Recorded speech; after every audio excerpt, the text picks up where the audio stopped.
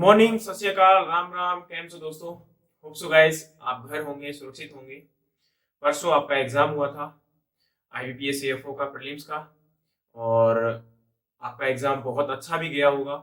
बहुत सारे बच्चों के डाउट थे, बहुत सारे बच्चों के मैसेज आ रहे थे लगातार कंटिन्यू कि सर हमें कट ऑफ के रिगार्डिंग जो है इसका वीडियो दीजिए, कट ऑफ के रिगार्डिंग बताइए कि कितना कट ऑफ रह सकता है। देखिए गाइस, एक्चुअली में क्या होता है, एग्जाम जो है वो कंप्लीटली बेस्ड होता है कि अब इसके अंदर कितना कोई चीज डिफिकल्ट रही थी, कितनी आपकी मॉडरेट रही थी और कितनी आपकी जो है कोई चीज बहुत इजी रहती है। उसी के बिहाफ पर आपका हमेशा जो कट ऑफ होता है वो ज्यादा है। ठीक है। अगर प्रीवियस ईयर पैटर्न को आप देखोगे, आप प्रीवियस ईयर पैटर्न को फॉलो करोगे तो आपको समझ में आएगा कि कितना कट ऑफ रह सकता है। ठीक है। तो आप कभी भी जब एग्जाम देने जाते हैं तो सबसे पहले आप बाहर आने के बाद इतना टेंस मत होइए कि आपका एग्जाम का कट ऑफ क्या रहने वाला है। बहुत सारी हम क्या करते हैं, वीडियोस को देखकर, बहुत सारी चीजों को देखकर हम अपने आप को एनालाइज ही नहीं कर पाते हैं कि एक्चुअली में क्या हुआ है, एक्चुअली में कट ऑफ कितना जाने वाला है। अब अगर इस साल के यानी कि परसों के एग्जाम की अगर मैं बात करूं तो आपको पता है रीजनिंग जो कि एक अनएक्सपेक्टेड कंडीशन थी। अनएक्सपेक्टेड क्यों बोलूंगा? क्योंकि आज तक आप लोगों ने रीजनिंग को क्या देखा था, नॉर्मल देखा था, और रीजनिंग में मैक्सिमम बच्चे क्या करते थे, स्कोर करने की कोशिश करते थे। ठीक है। अब अगर मैं बात करूं तो हाईएस्ट स्कोरर कौन हो सकता है या फिर आपका लोवेस्ट स्कोरर कौन सा हो सकता है। लेकिन हमें ना तो हाईएस्ट का मतलब है ना लोवेस्ट से मतलब है, हमें मतलब है कि हमारा कट ऑफ क्लियर हुआ या नहीं हुआ। क्योंकि अब देखो, कट ऑफ आपका दो प्रकार से आने वाला है। एक आपका ओवरऑल कट ऑफ होगा और एक आपका यहाँ पर जो है सेक्शनल कट ऑफ होगा। तो सबसे पहले एक काम करते हैं, हम प्रीवियस ईयर जो कट ऑफ है उसके ऊपर नजर डालते हैं। अब यहां पर आप देख पा रहे होंगे, इसके अंदर देखिए आप कि प्रीवियस ईयर कट ऑफ में अगर मैं जाता हूं तो मैं केवल यहां पर जनरल कैटेगरी का थोड़ा सा डिस्कशन करूंगा। उसके बाद में जो आपका इस साल का कट ऑफ है उसके रिगार्डिंग भी जनरल कैटेगरी की ही डिस्कस करेंगे, क्योंकि उसके अकॉर्डिंगली आप एक आइडिया लगा सकते हो कि आपका कट ऑफ कितना रहने वाला है। क्योंकि देखो, ज्यादा इसमें टाइम वेस्टेज आपका नहीं किया जाएगा, जस्ट आपको इतना बताया जाएगा कि इसमें आपका कट ऑफ क्या और कितना रहा था और क्या रह सकता है। ठीक है। सबसे पहले आप देखोगे तो यहाँ पर आपका जो जनरल का कट ऑफ है वो आपका पिछली बार का 5.5 है। किसके लिए? इंग्लिश का। क्वांट की अगर मैं बात करता हूं तो 8.5 है और रीजनिंग की अगर मैं बात करता हूं तो वो आपका 10.5 है। और ओवरऑल कट ऑफ आपका जो था 36.25 था। ठीक है। अब गाइस इसको ध्यान से देखिए, यहां पर आपका रीजनिंग में ही मैक्सिमम स्कोर हो रहा है, बाकियों में कहीं ना कहीं स्कोर आपके कम होते जा रहे हैं, है ना। तो रीजनिंग कहीं ना कहीं स्कोरिंग सब्जेक्ट था और यही आपका स्कोरिंग सब्जेक्ट एक प्रकार से डाउन हो चुका है। अब क्या होने वाला है, बहुत सारे बच्चे बोल रहे हैं कि सर कट ऑफ बहुत हाई जाएगा, कई बच्चे बोल रहे हैं सर बहुत कट ऑफ कम जाएगा। अब एक्चुअली में अगर हम बात करें तो इंग्लिश और आपका जो मैथ आया था, क्वांट आया था, वो बहुत इजी आया था, लेकिन रीजनिंग बहुत डिफिकल्ट रहा था। इसकी वजह से कट ऑफ आपका डाउन भी जा सकता है और कट ऑफ आपका ऊपर भी जा सकता है। ये आपके माइंड में क्वेश्चन होंगे। लेकिन सबसे पहले आप पैटर्न को खुद समझिए कि अगर हम बात करते हैं मैक्सिमम बच्चों की, तो मैक्सिमम बच्चे क्या होते हैं, रीजनिंग के भरोसे अपने मार्क्स को ग्रैब करने की कोशिश करते हैं, लेकिन वो उनका नहीं हो पाया।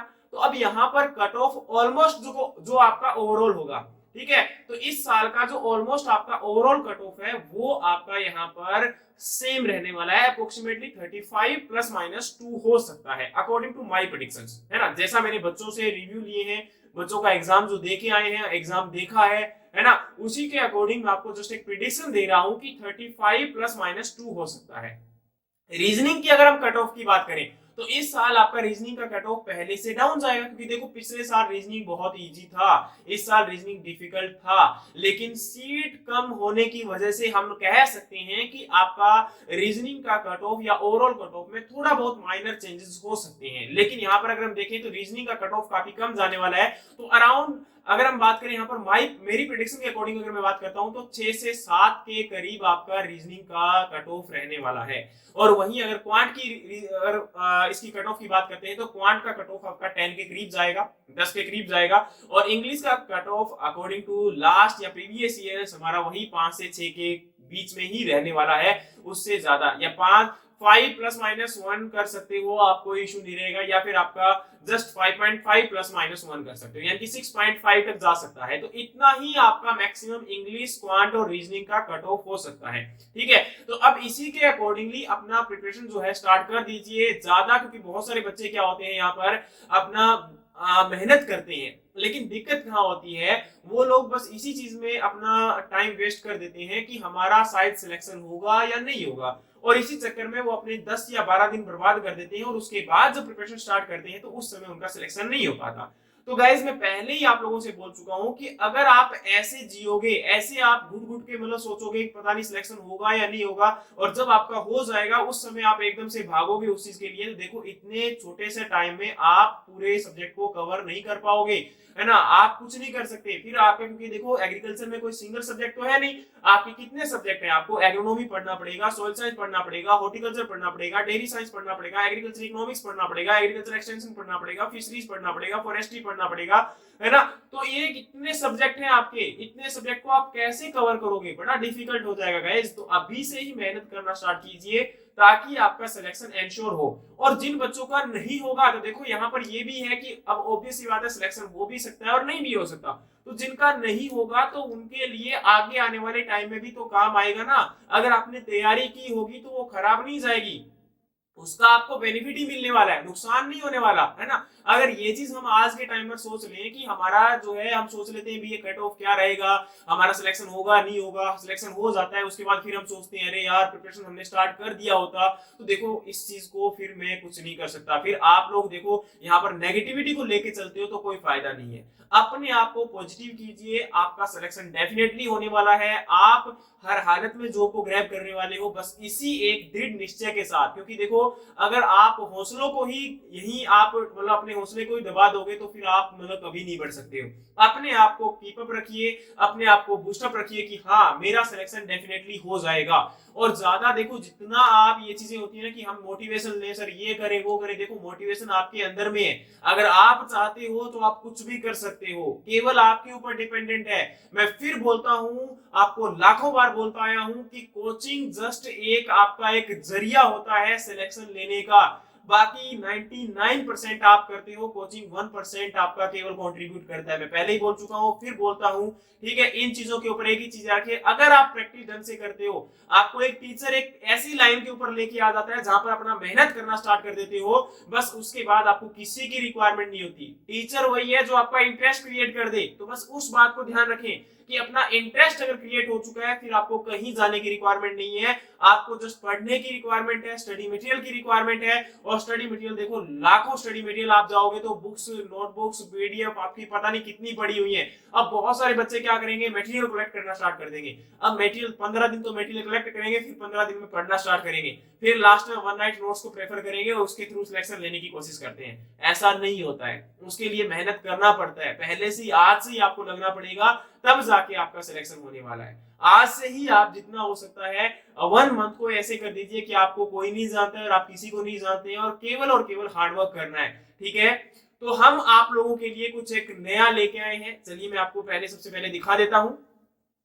हम जो है आप लोगों के लिए टेस्ट सीरीज लेके आए हैं आईबीपीएस एएफओ मेंस के लिए। इसमें आपको 20 प्लस आपको टेस्ट दिए जाएंगे, और ये जो 20 प्लस टेस्ट रहेंगे इसके साथ इनका विद आपको ग्रुप डिस्कशन भी मिलेगा। आपको क्वेश्चन अगर कहीं डाउट आते हैं तो डाउट क्लियरेंस आपका होगा। इसी के साथ आपको करंट अफेयर के नोट्स हमारी एप्लीकेशन में प्रोवाइड करवाए जाएंगे, और आपका करंट अफेयर के वीडियोस लेक्चर भी आपके लिए अवेलेबल रहेंगे, ठीक है। और आने वाले टाइम में हम सभी बच्चों के लिए ओवरऑल, चाहे वो हमारे कोचिंग से बिलोंग करते हैं या नहीं करते, उनके लिए भी ऑफर लेके आ रहे हैं। आप जस्ट 1 तारीख यानी कि 1 जनवरी तक का वेट कीजिए, हम आप लोगों को बहुत कुछ प्रोवाइड करवाने वाले हैं, डोंट वरी इसके अंदर। बट ये जो टेस्ट सीरीज बच्चे लेना चाहते हैं वो 31 दिसंबर तक ही अवेलेबल रहेगा, उसके बाद हम आपको टेस्ट सीरीज अवेलेबल नहीं करवाएंगे किसी भी कॉस्ट पर, ठीक है। और नेक्स्ट गाइस अगर मैं बात करूं तो हम जो अगले साल जो बच्चे आना चाहते हैं, जो बच्चे रजिस्ट्रेशन करवाना चाहते हैं, हम 4 फरवरी से बैच स्टार्ट करेंगे। टिल 31 दिसंबर तक हम आपके लिए डिस्काउंट ऑफर लेके आए हैं। अगर जो भी बच्चा आना चाहता है, जो भी बच्चा इसको ग्रैब करना चाहता है, मोस्ट वेलकम गाइज, आप इसमें आ सकते हैं। आप सिलेक्ट जो है आप कहीं ना कहीं अगर अपना रजिस्टर करवाना चाहते हैं तो करवा सकते हैं, लेकिन उसके बाद आपका डिस्काउंट ऑफर खत्म हो जाएगा और आपका फुल फीस जो है आपसे लिया जाएगा। तो टिल 31 दिसंबर तक ये आपका ऑफर अवेलेबल है। जो भी बच्चे इसको कोर्स को ज्वाइन करना चाहते हैं, फुल कोर्स आपका पूरे साल के लिए रहेगा। ये है ना।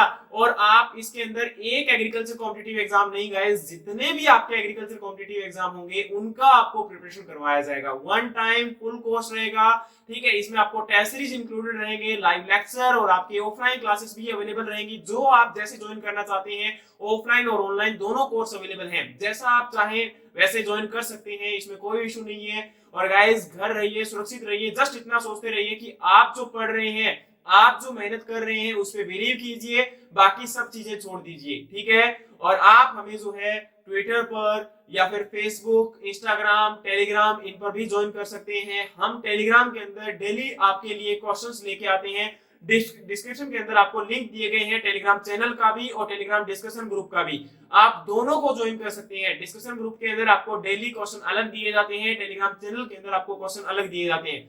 आप अगर इन क्वेश्चंस को देखते हैं तो क्वेश्चंस आपको एक लगेगा कि हाँ, जो प्रीवियस ईयर जितना भी पैटर्न रहा है उसी के अकॉर्डिंगली ही हमने प्रोवाइड करवाया हुआ है, आपको कुछ भी अलग नहीं मिलेगा। आप एग्जाम देने जाओगे तो देखो यहाँ पर क्या हुआ था, क्रिप्को इफ्को का जब एग्जाम दिया था बच्चों ने, उसके बाद बच्चे हमें कॉल करके बोल रहे हैं कि सर आप देख सकते हैं कि सेम आपका उससे पिछली वाली डेट के अंदर या उससे 4 दिन पहले 5 दिन पहले हमने जो क्वेश्चन अपलोड किए हुए थे, सेम क्वेश्चन आपका भी सेम ऑप्शन जो है एग्जाम में वहां पर आ गया था। तो ये चीज मैं अपने बेस पे नहीं बोल रहा हूँ, क्योंकि मोस्टली हम जो आपको क्वेश्चन प्रोवाइड करवाते हैं टेलीग्राम के अंदर वो ज्यादातर आपके प्रीवियस ईयर एग्जाम से ही रिलेटेड होते हैं, इसीलिए वहां पर आपके जो क्वेश्चन होते हैं वो मैच कर जाते हैं। तो इसमें कोई ये नहीं है कि हम वहां पर बैठे थे या हमारी कोई टीम वहां पर पेपर बना रही थी, ऐसा कुछ नहीं है। हम आपसे जस्ट यही बोलते हैं कि आपका ये जो एग्जाम के अंदर एग्जाम का प्रीवियस ईयर का जो एक प्रकार से एक्सपीरियंस होता है, यही एग्जाम के अंदर आपके लिए काम आता है, और कुछ काम नहीं आता है, ठीक है। और मैं आपको लास्ट में फिर बोलना चाहूंगा कि आप अपने फ्यूचर के लिए जस्ट अपने आप पर बिलीव कीजिए, 100% आपका सिलेक्शन होगा, कोई नहीं रोक सकता है। Thank you so much guys, मिलते हैं आपकी नेक्स्ट वीडियोस में नेक्स्ट लेक्चर्स के साथ। Thank you so much.